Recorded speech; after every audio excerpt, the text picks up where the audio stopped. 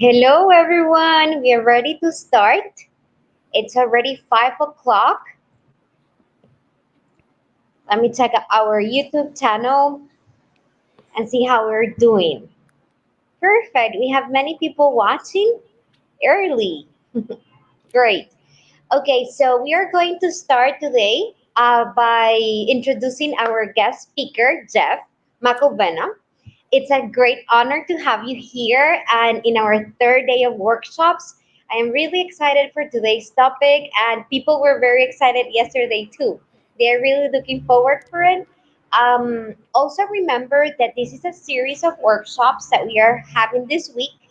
So, if you didn't have the opportunity to be here with us the past 2 days, you can actually go ahead and watch the videos. They are recorded in the YouTube channel, and we expect you to be here tomorrow and also on Friday. Thank you for being here. You can start by commenting on what are your expectations about today's workshop. As you come in, I am going to look for the comments. And welcome, Jeff. How are you? I'm good. I'm doing all right today. How are things down there? I wish I were down there with you all.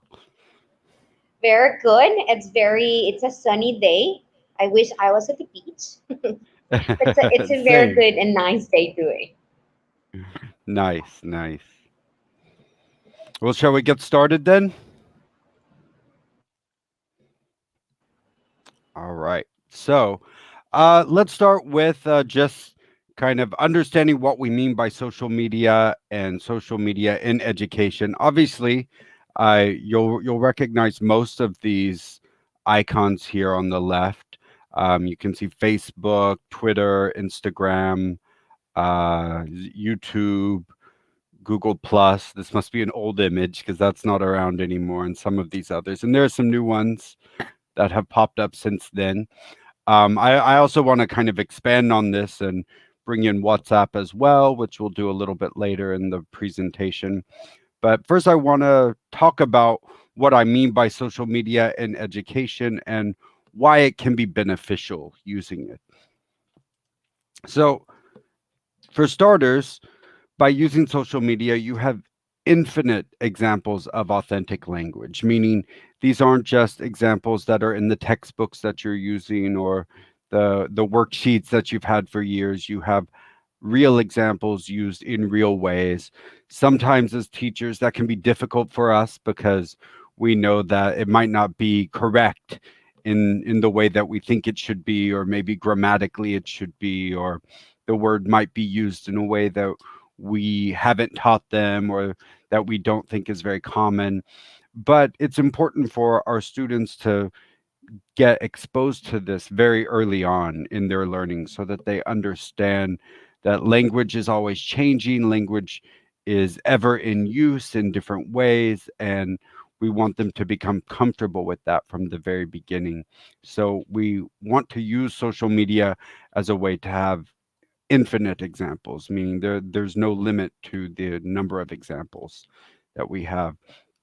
It also can provide interaction with speakers of English worldwide.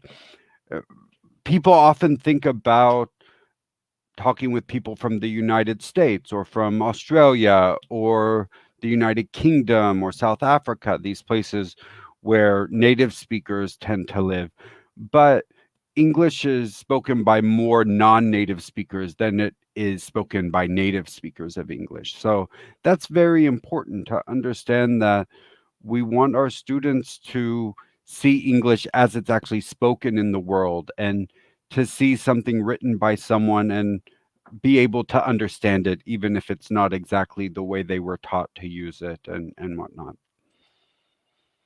It also allows for personalized interest. It allows people to look up their own interests or their own hobbies and become more engaged with something that they actually care about. We're not just throwing random topics at them that we've used for many years. They can find something on their own and come back and report that, as we'll talk about in a bit. Finally, it allows you as a teacher to expand your classroom time. So we all have limited time. It's hard to fit everything we want to do in the limited amount of time that we have. And so using social media is a way for you to expand that and to talk to students between class periods, between synchronous sessions, and to add more rich content to your asynchronous sessions on your learning management systems, as we talked about yesterday. So, another statistic here, an important one for us today, is that 96% of students that have internet access are using at least one social network. So, most of our students, if you're on this webinar, I assume most of your students probably have internet access in some way. The pandemic has made it very difficult for students who do not have internet access, whether it's at home or in the community or some other place. But understand that many of them, the vast, vast majority, nearly 100% of them, are probably using at least one social network. It is important to understand that that network might change. Students who used Facebook 2 years ago may use almost exclusively TikTok now, or even Instagram if they're not on TikTok yet. And these things change. Social networks come, they go. Other types of social media comes and goes, but they're not all, but most of them are on something. So, just as we've done the last couple of days, I do want to engage you as the audience members with some polls. And so, if you will, go ahead and take out your phone and scan this QR code. It'll bring you to this URL. If you prefer, you can also open a new tab on your browser or somewhere else on your phone and go to pollev.com/pollpace, POLLPACE. Pace is my university where I'm at right now. And I'm using that account to do the polls today. So we use the same URL, the same QR code for all of the polls throughout the day and throughout the entire week. So just keep it open if you can. And then as our poll changes on the webinar, you will also see it change on your screen. So the first poll that I have today is about social media sites and apps for your classes. And I'm wondering if you are using any of these social media sites or apps specifically for your classes. So you may be on something that you're not using in your class right now, but I'd like to know if you are using any of these. So it looks like a lot of people are using WhatsApp. Facebook and Instagram are up there. Those are the three I'm going to go more in depth with today. Do we have anything else? Well, we have quite a few on other. Monica, do we have any comments? Here as we're getting started and people are getting back on. Not so far. I don't have any comments. People asking about the link. I already sent it, Okay. but not so far. I'll Yeah, let you know. we're waiting for people to get on, but we see they are responding at least to the poll here. It's interesting to see some people are choosing TikTok, which has come up, has become much more popular in the last year or so, I'd say, although it's been around a little longer than that. Snapchat, I feel like Snapchat has sort of gone down in usage. It's not as popular as it was for a while there. Yeah. Clubhouse is a Well, new one. I'm not in Clubhouse anymore. Like not yet. But I think TikTok is the new pandemic Yes, social yes. media. Yeah. Well, they're saying here that they use WhatsApp a lot. I have many comments about WhatsApp, but also Melinda says that Teams chat. Okay. So some of the other ones there. That's good to know. Um, going back to TikTok, you mentioned that as kind of the new pandemic. A lot of the activities that we use for Instagram will also apply for TikTok, excuse me, as well. So as we move forward, keep in mind that just because we might be talking about, for example, Facebook, it doesn't mean you can't do the same kind of activity using Twitter or using some of these other social networks that might not be on this poll. But overwhelmingly, we see the vast majority of people are at least using WhatsApp. What's up? Yes, Yeah, that's what I see in the comments too. yeah, and as we talked about yesterday with learning management systems, WhatsApp was a way to sort of quickly have a learning management system, a place to get all of your students together in one place, put the resources there, have kind of a stream, and we'll talk about that a bit later. So let's see. Next up. Whoop. Okay.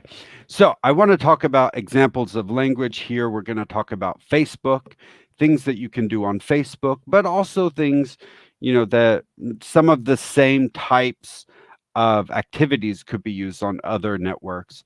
But the first one here is liking pages in English. It sounds like such a plain sort of normal thing that we don't even think about, but while our students are probably liking pages on their Facebook or their other networks, they might not be specifically seeking out ones in English or whatever language they're learning if you do happen to be teaching some other language. So this is a very quick and easy assignment you can give your students is they have to go find a page in English about something they like and they need to follow that page. Something else they can do is they can join an English learners group.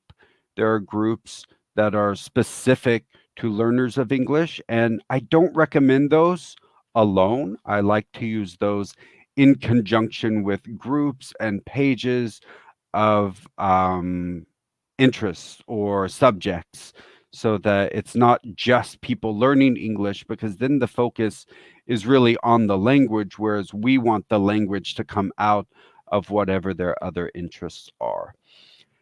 They can, of course, follow a celebrity or a person of interest. This is similar to liking a page in English. Someone who's quite active on their social media can be really helpful, whether it's Facebook or some of the others, to watch them as they come in, look at how they process the events of the day or whatever's happening in their lives or their careers, and see how much they can actually understand from these videos or from posts or anything like that.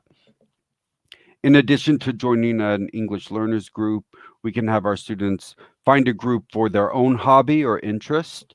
That's a good one to, again, get them using language rather than just learning language. So, the English learners group, the focus is on learning language, whereas the other will be on using the language, maybe the language that they have already learned or that they'll at least recognize from something. And one last one here I used once is browsing the Facebook Marketplace for other regions. This is something you could use, for example, if you're teaching more sort of concrete vocabulary, like a thermos, or I don't know, a pen, or a mug. These are just things that I have here at my desk, but things that people can actually touch and things that people can actually buy. You can find some interesting things on Facebook Marketplace, looking around different cities, different countries, and finding what people say about these. And you can even turn that into some sort of production assignment. For example, a presentation on three items that were for sale and how much they cost and where they were and all of that kind of stuff. So let's look at what you can actually do with these. So we looked at some of the things we can have our students do on Facebook, but how can we then take those ideas, take those things that they've done, those tasks that they've done, and actually use them?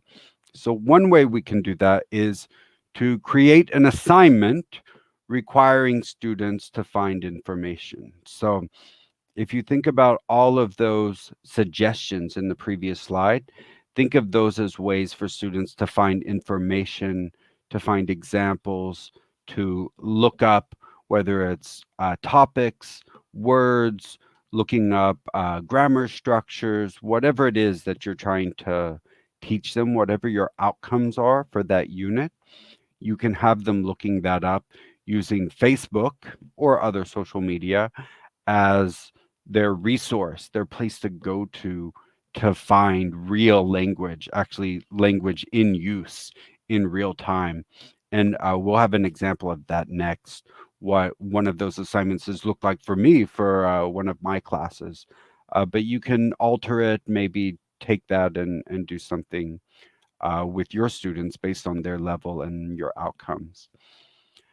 Something else you can try is a vocabulary discussion board. So, yesterday at the end of the Learning Management Systems webinar, we talked about discussion boards being a way to get students to come together and to actually produce something. They're reading and writing, they're commenting on each other's work. And you can do that with vocabulary as well. If they find discussions or they find words that they don't know, you can make it a very open kind of assignment, but you can also make it more of a sheltered assignment. So if you have specific vocabulary you've done that term or that unit or that year, when they find that, they can go post it on the discussion board. A common assignment might be that they have to find 3 examples per week of the vocabulary that you've learned in class during that unit or during that semester, for instance. Um, if they find it, they show those 3. You can also make sure students are required to comment. Maybe they have to comment on at least 2 of their classmates' posts, and that way everyone's learning, everyone's seeing different examples. We're going to use vocabulary in another activity later that the example is with Instagram, but it's the same type of activity where they're going out and they're looking for vocabulary, whether it's an open assignment or something more sheltered based on the vocabulary that you've gone over in class. I like these a lot. These are news warm ups for your synchronous class. So when we start class, a synchronous class, it's sort of a problem in person, but even more so online, where you get there and people sort of straggle in. Maybe class is supposed to start at 10 o'clock, and people are still coming at 10:01, 10:03, 10:04, 10:15, depending on how many students you have and where they are. So having some sort of very short activity where the students are producing from the very beginning, that can be a good warm up for your class because that allows the students to listen to others.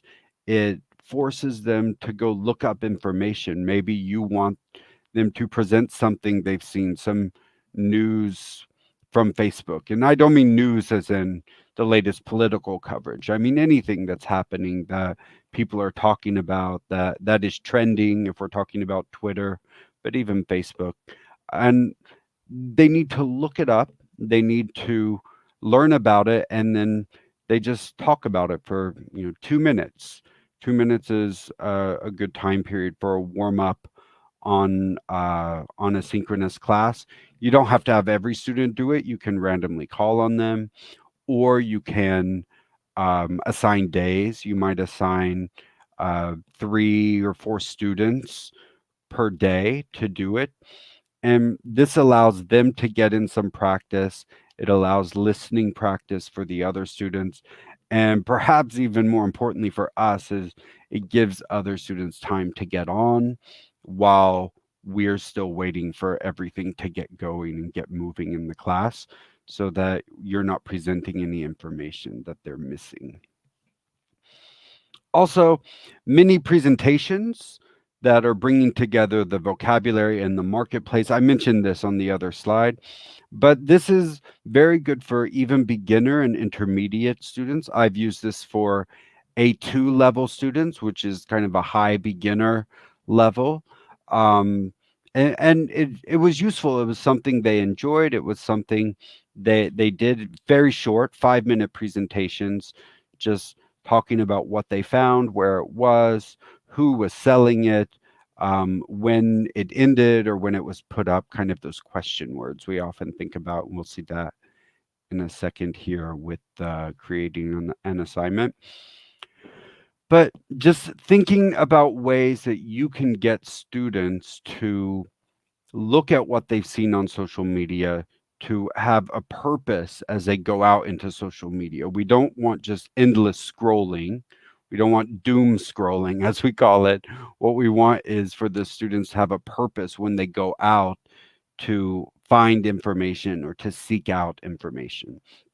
And so, an example of that would be this. So, this isn't a very pretty slide because I've just taken a screenshot from my own LMS, learning management system, but it shows a production assignment using Facebook, and it requires the students to synthesize information here. So you'll see here, I've used the question words we all teach, right? What, who, when, where, why, how. I wanted specifically to make sure I targeted each of those.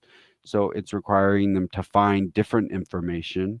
And for this activity, they just had to join a group that they were interested in, sort of like the hobby or the interest group, like we talked about earlier. I wanted them to go find something that would engage them, and then to start asking questions about it. So, who is it for? Who's interested in the topic? Is it a group about coffee lovers, people who like different kinds of coffee from all sorts of different places? You know, who is it for? Who is the target group for it? When was it started? This is something that gets them digging. Maybe they have to dig deep and find when the first posts were made or something like that, and then talk about when they joined it. Sometimes it was that day, sometimes they had joined a couple years before and they just wanted to talk about it. You know, where are the members? Is it a group that's very focused on one specific region or one city or one country, or is it more of a worldwide membership? Obviously, a lot of groups are going to have a wide range, but often there's a specific set there, a specific set of regions or whatever the locality is. Why did they choose it? That's something that gets them thinking. And how will it improve their English? So this one I've done as a written response, but you can imagine it could also be used to lead to a presentation. The students are talking about it. They're discussing the groups that they found, the information that they found. You can add on more specific questions about, again, your own outcomes of class. This is a more sort of holistic view of what's going on in the group, and really the purpose of it is to get them out there and using it, finding information, sort of weeding through all of the English that's there so that they can see that it's not impossible for them to take a whole page of English and find specific information within it. It's a very important skill for those reading standardized exams as well. So something else I'd like to point out, this is kind of new. It's actually been around for a couple of years, but it hasn't been widely adopted yet, at least not that I have noticed. But you can also create your own Facebook group. You can create a Facebook group, for example, for your students, and you can make this a social learning group. I've taken a screenshot that I found um, to show you how you can choose a group type. And what this does is it makes the group into more of an LMS, more of a learning management system, as we talked about yesterday. In this way, you can set up units, you can post resources and links, you can actually even post quizzes and those sorts of activities for them. So just keep in mind this is something that is an option. It's not what I'm focusing on because as we've seen, most of you are using WhatsApp. Some of you have other LMSs like Google Classrooms or Schoology or whatever your institutions might have. But this is an option here as well to bring everyone together in one place. So I did want to mention it, and maybe it's something you could look into if you are still searching for a learning management system and a place to move information. So I want to do another poll as we move forward. Again, the same thing. You can take out your phones and you can scan the QR code there.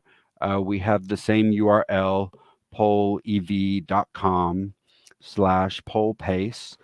If you already have it open on your phone, you or on your computer, on your another tab, maybe, it will automatically change in just a second.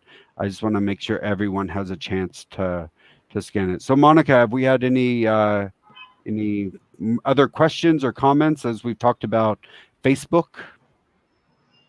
Well, comments per se, we don't have many, but we have a lot of people saying hello from different parts of the world. So I just wanted to pass on that information. We have people from Argentina, Ecuador, Central America, a lot of people from Panama. So it's very, very exciting to see that many people are joining our live sessions here. Yeah, yeah, that's great. I'm glad.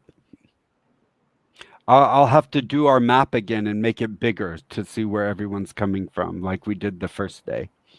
That will be fantastic. We can do Yeah. that on Friday. Yeah. We'll give people time to join. We'll do it a little bit later in the webinar on Friday.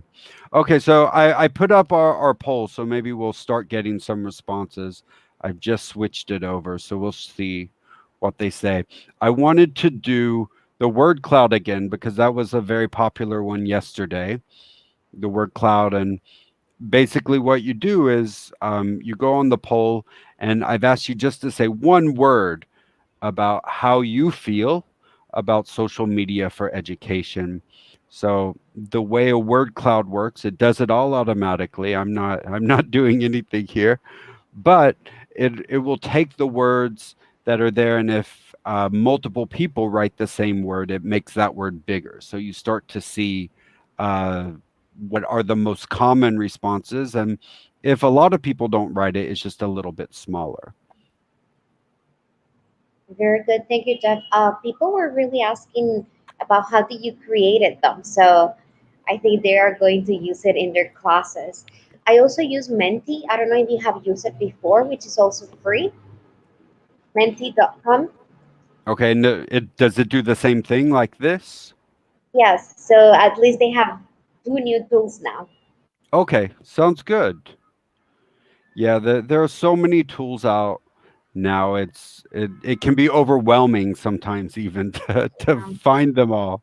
So really, it's just about choosing some. Think about what you want to do, and then getting in there and using using it and really getting to learn it. That's what it's about.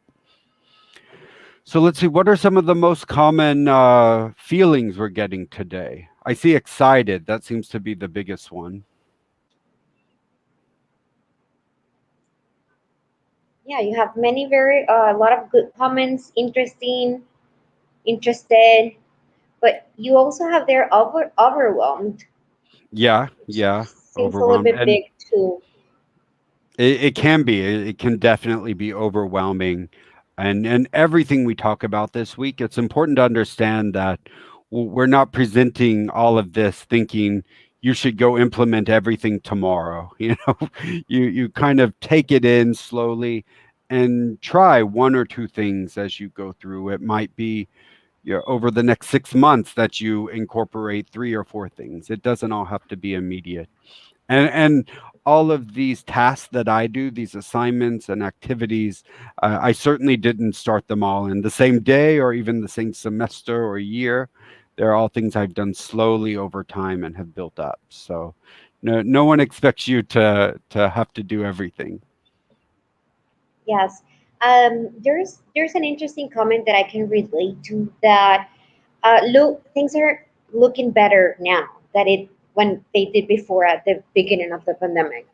Um, and I think at the beginning everything was like super complicated and we had a lot going on. And I don't know if you share the same feeling, but I love online classes now. If we go back to face classes at the university, I think I will feel I don't know, different. I think I'll prefer our online classes and virtual learning. Yeah, it's something that I've realized is not so bad. I used to think that we really needed in-person classes to do a good job because it's interactive, it's communicative what we do. But you really can do that with synchronous lessons online. But I think longer term, one thing that we'll see is that teachers are just more used to creating content that will stay online and that can live online, and they have a place where they can send students to the resource list and the assignments that they've done. And I think overall, even as we do shift back to in person, or we shift into a sort of combined in person online experience, that I hope this time that we've all spent is going to help us with blended learning more and help us understand that, oh, all of this online stuff, the asynchronous stuff, even, it has a place in what we do, even when we are teaching in person. Yes, that's correct.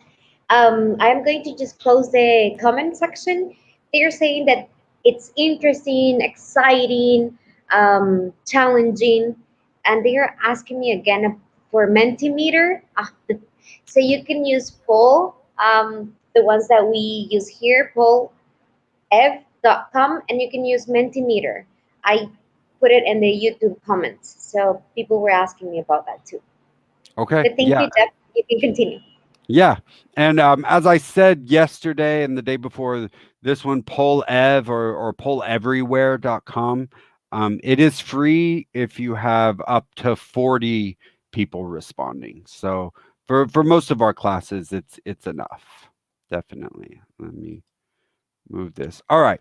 So let's move on. Let's talk about Instagram. And when I say Instagram, I'm going to use Instagram because I am more familiar with Instagram. But a lot of what I'm going to talk about, you can also do with TikTok. The key here is visuals. That's really the difference between Facebook, Twitter versus Instagram, TikTok. These kinds of things is the visuals. So this is my first point here: is images and video provide multimodal engagement. So multimodal just means using all of your senses, all the modes that are out there. You're seeing it, you're hearing it. Maybe you can't touch it yet. Eventually we'll be able to.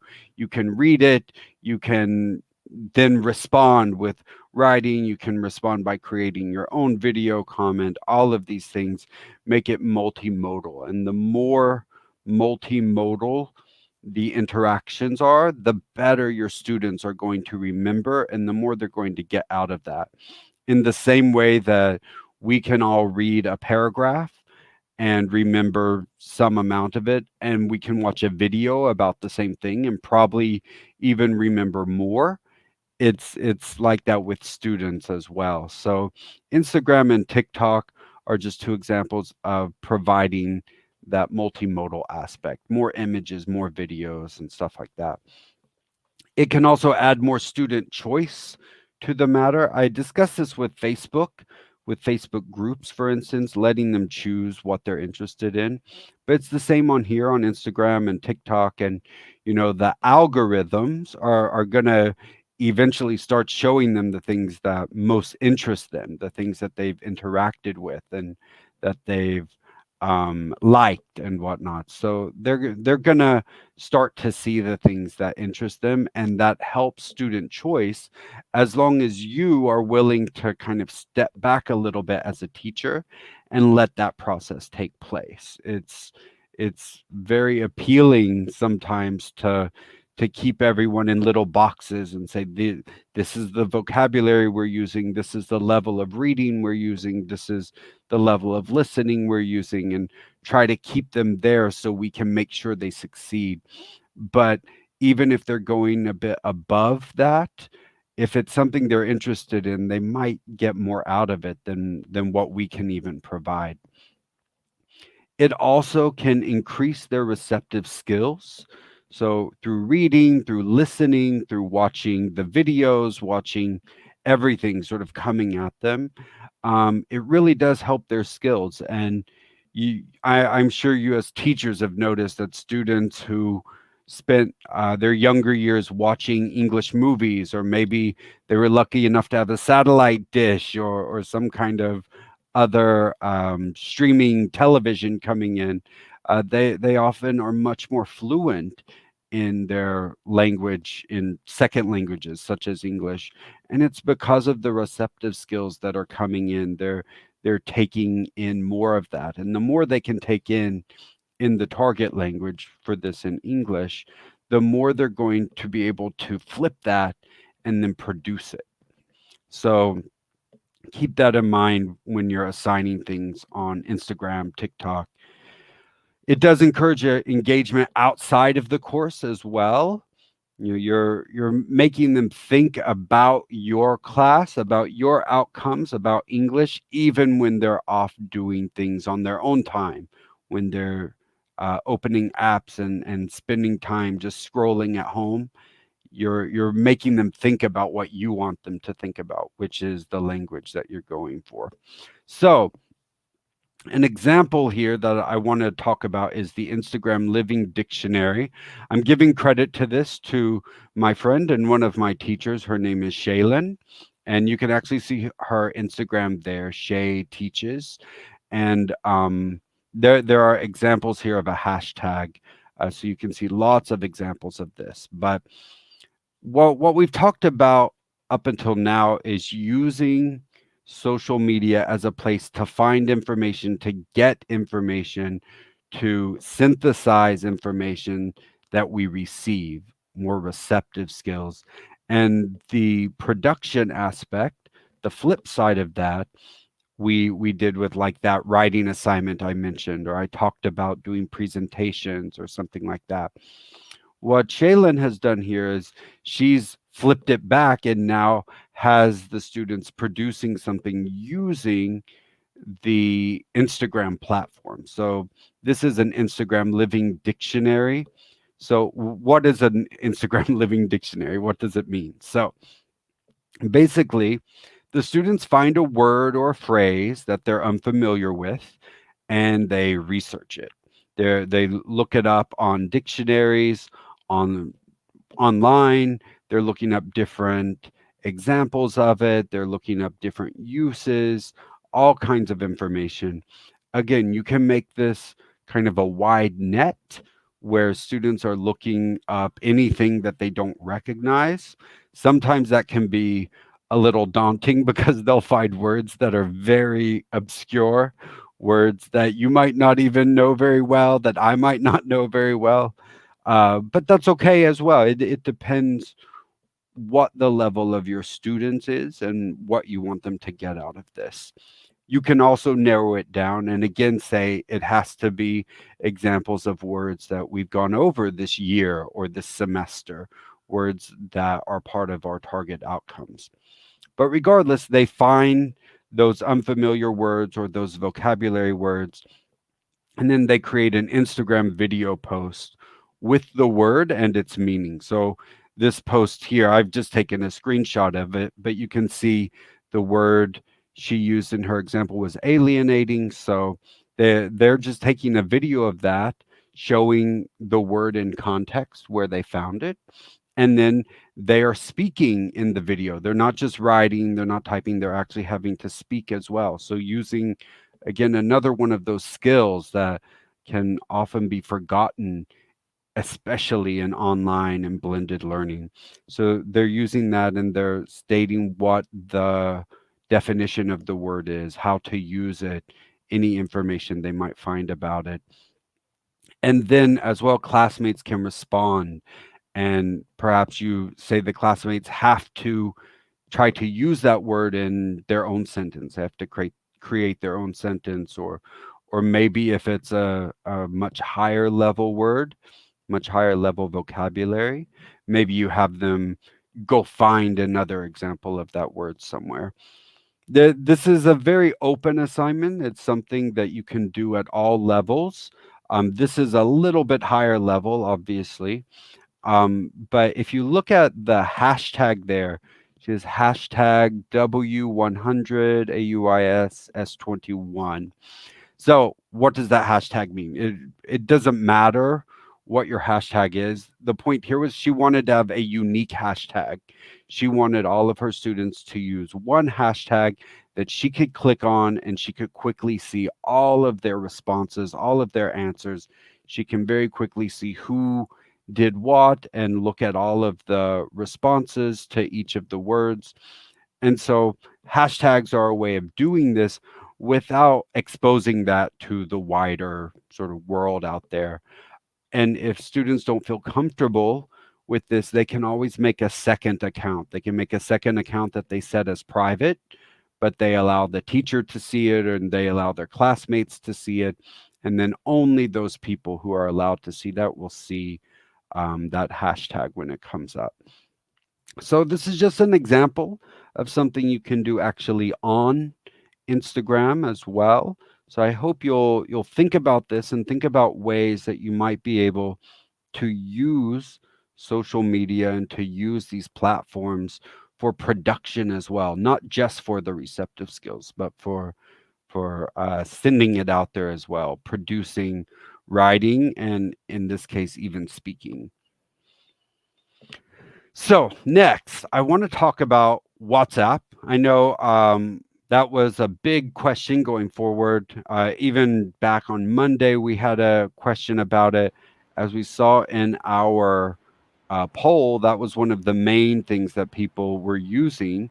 And it's important to understand that WhatsApp can be used as a social learning tool. It's not traditionally a social media app or site in like Facebook or a network, but it's sort of become that way because it is so ubiquitous and it's been used so often. Jeff, Yes. sorry to interrupt you. Before we continue with WhatsApp, people are saying that it's awesome and they love the idea of using Instagram. But can you go through a little bit fast on how you do a live-in dictionaries? Some of the people are asking because I think they got a little bit lost on that one. Yeah, so I think yeah, really, that's okay. The best way to do that is to really look at the examples. You'll see here the examples, and it has the hashtag. There are over 500 examples there from just this semester alone.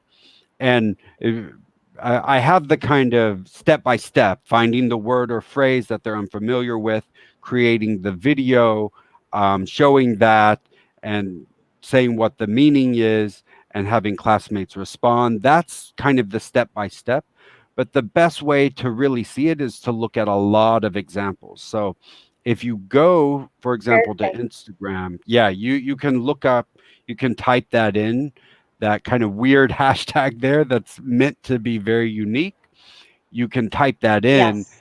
and then you can see, like I said, over 500 examples just from the last, what, 7 weeks or something, the last couple of months.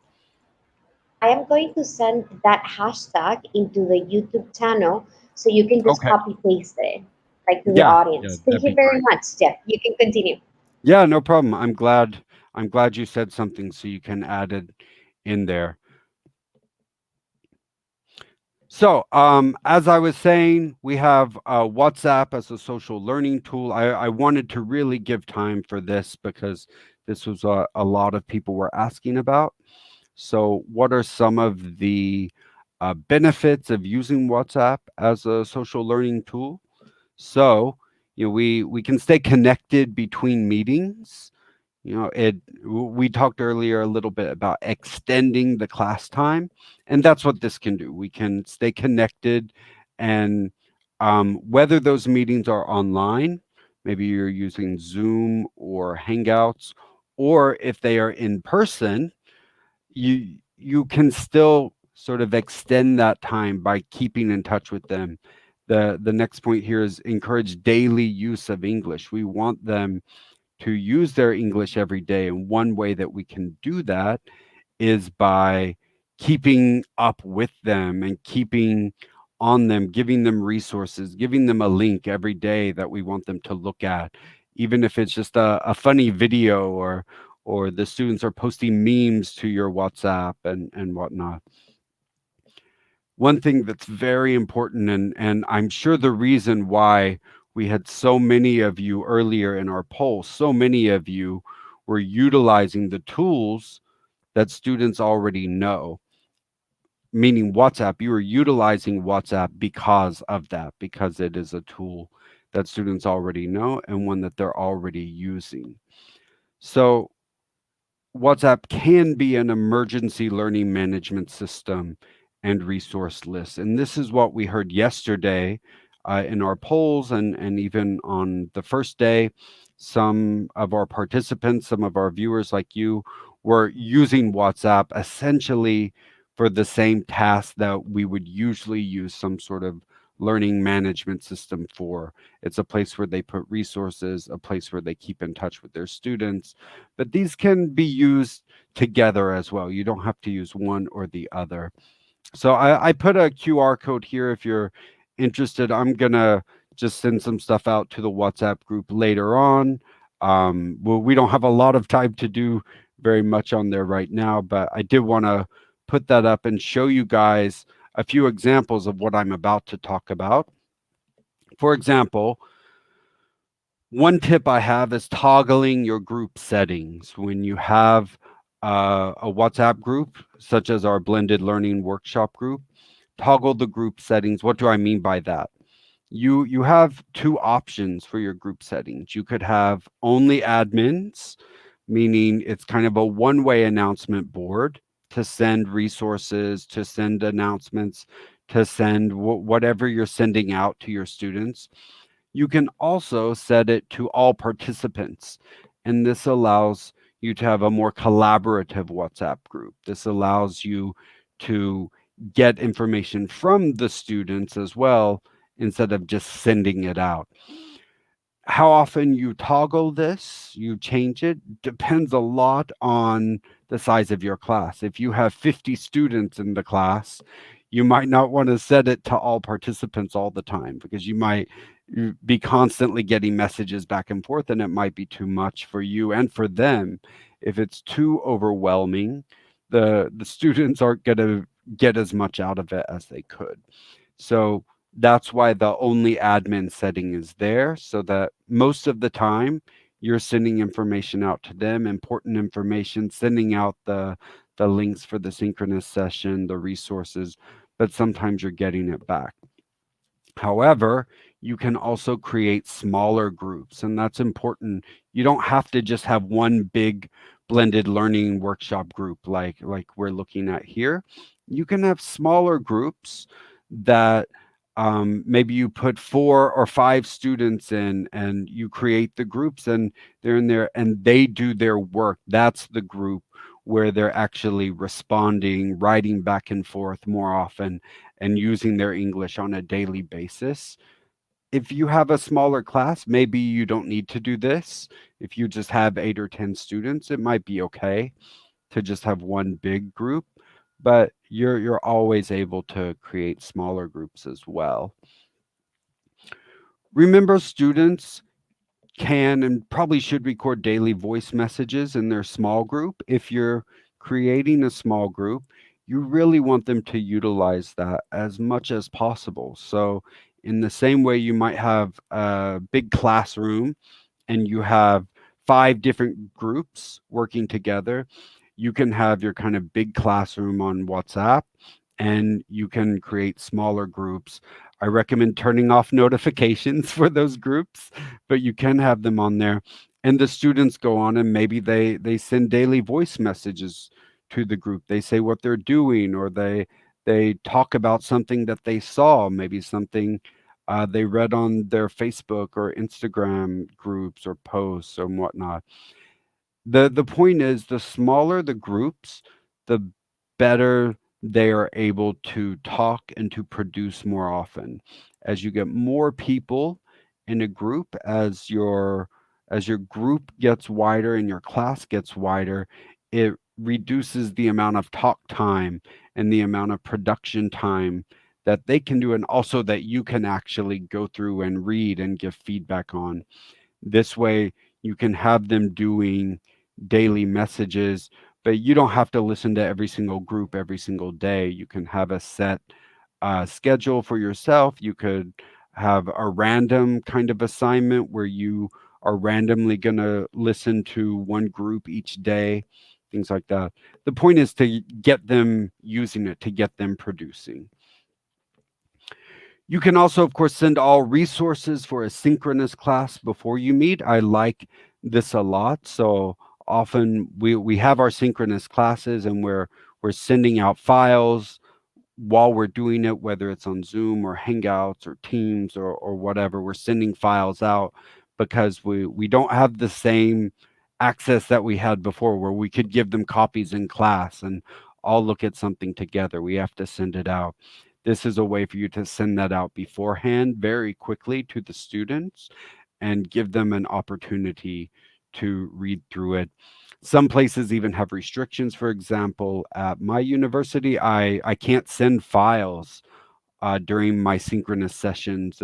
They've restricted that for various reasons. So this gives me the opportunity to send things on like the other way, to send things beforehand so that students have access to it even though we haven't started yet. So I want to talk about something important here, which is needing separation. Sometimes teachers need separation between what they're doing on in their classroom, in their English class, and sort of their home personal life. And when we're using WhatsApp in particular, those could really get sort of mixed up and they can get together in a way that can just make us go off and not know what to do. So another app that you might look at is Signal. Signal is very much like WhatsApp. It has almost the same functionality. You see, it even has almost the same logo except in blue. But Signal is another app that's created to be like WhatsApp, to work like it. It has more privacy restrictions and it's thinking more about privacy and how it uses your data. But as a teacher, it also gives you a chance to separate those out. So you create Signal and you have your students use it, and your students can download it. You can create the same groups, do everything I just talked about on there, but you have it as two separate apps from what you would usually use in your day to day life. You can even turn off all the notifications for Signal as well, which can be really useful. So, just something to think about. Um, the benefit of WhatsApp is most people already have it installed, but Signal can work just as well and provide that separation. So, very quickly, I just want to say a warning is that social media can be very fun. It can be a way to extend language learning, but you must consider your students' access to computers and to phones or their internet and data access. If you know your students all have access, if you know they're able to access what they need in some way, whether at home or in the community, you're probably fine. But if you have students who aren't always able to access it, you just need to think about how much you want to make this mandatory. Is this mandatory or is this additional activities that aren't necessarily going to affect their grades or their achievement if they can't do it? Just something to think about. Hopefully, now that we've all been teaching online for so long, it won't be as much of an issue. But I did want to put that out there and just state it really quickly. So I've got another poll that I wanted to ask you guys about. So again, you can take out your phone and scan this. And while they're doing that, Monica, have we heard anything else? Either going back to Instagram or about WhatsApp, since we've been talking about those? Yeah, we already moved into WhatsApp. Um, well, people are saying that it's a very good tool to share images and videos related to the content. Also, they were commenting that it's in real time. So you can have the responses in real time. And I think everyone's using WhatsApp with their students. I Good. didn't know that you could make a group only admins only. Yeah. So I'll be using that. I don't know if everyone knew it, but it's fantastic. And also now that we're talking about WhatsApp, we are going to put again when we finish the QR code for you to join the WhatsApp group. Juan Carlos will be sending you some forms for you to complete and receive information about all the workshops and the good things that we are doing. So you can just like keep in touch. Um, but yeah, they say that everyone's doing good, and I see a lot of green comments here. Yeah, it looks like people are pretty feeling pretty good for the most part about using WhatsApp there as a learning tool. It sounds like a lot of people are using it anyway, which is good. If that's the case, what I would really suggest is just making it your purpose to send something out to your students every day that makes them think about what they're supposed to be learning in that time period. Just getting them into that English mode, that English sort of mindset. It makes a big difference, and it gets them away from this thing like, oh yeah, Monday mornings are my English day, and then I don't have to worry about it. Yes. Also, someone said that you can use them for actually extra points. That sounds good too. Yeah, yeah, doing extra credit there, and using WhatsApp as a place to have students do production for the other tasks we mentioned. So, if students don't feel comfortable doing a living dictionary on right on Instagram, maybe they do the same kind of thing in their small groups on WhatsApp, for instance. That's true. And I don't know, this is just my personal experience. I don't know if anyone can relate. But whenever I assign something in our LMS, which is Schoology, students are not as relaxed as they are when they are using WhatsApp. So that's something I've noticed. It's like send me an audio or a video, and when they do it in Schoology, you can see their faces; they're all stressed out. But when they use WhatsApp, it's super like normal for them, and they are super relaxed, and they tend to do better, I think, on WhatsApp. Yeah, and I think it goes back to using the tools that they know, the tools that they understand. And rather than fighting that and say, no, we're in English class, put your phones away, but turn that off, we actually try to use it and use it to our advantage so that we have more learning taking place because that tool is there rather than constantly fighting it and constantly telling them not to use it because that is a losing battle. I think we figured out by now. That's true. That's true. Also, I forgot to mention that people use Telegram. Thank you, Lourdes, for reminding me about that comment. Um, I don't use it, but I know in Panama a lot of people are starting to use Telegram. Yeah, and I the don't same know. way I suggested Signal as a second app, you could do Yeah, Telegram as well. And not everyone has to do that, but I know for some people it's overwhelming if they have 200 students and they have 10 different groups on their WhatsApp, and they're also getting messages from their mom and from their daughter and from their friends. It's useful to separate that out depending on how much time it's taking up for you. that's true. Perfect. I think you can continue now. Okay, yeah, the last thing was just any other questions that have come up, and that was the last thing I had for today, Okay, perfect.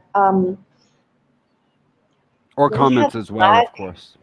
Okay, just let's wait a little bit because we have a lag of few minutes.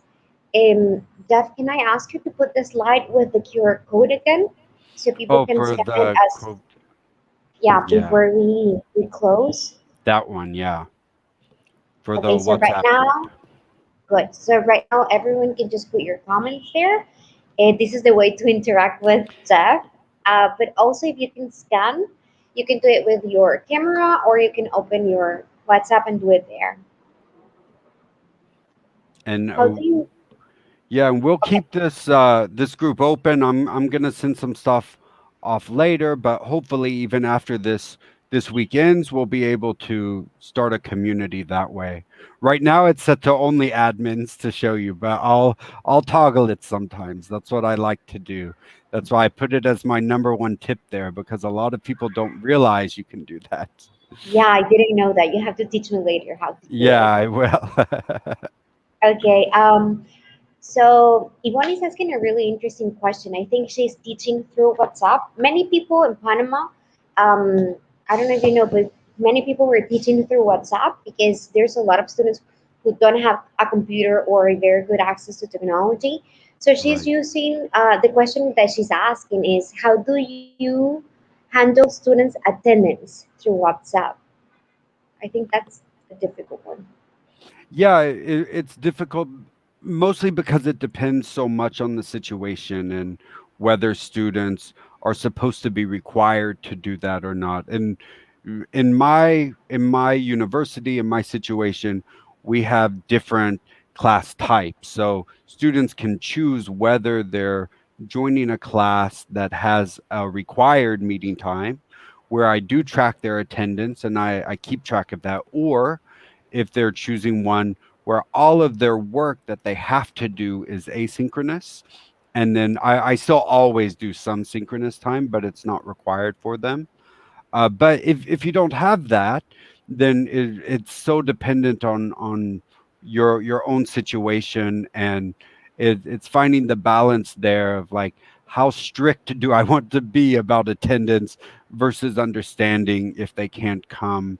I'm taking some classes now where he really the professor I'm thinking of really wants everyone to come, and he says if you can't come to email him beforehand or write to him on WhatsApp beforehand, so that it's clear to the professor, to the instructor, you, why that student isn't coming, and it gives that little extra push that the student might need to, oh, I either have to come or I need to send a message and say why.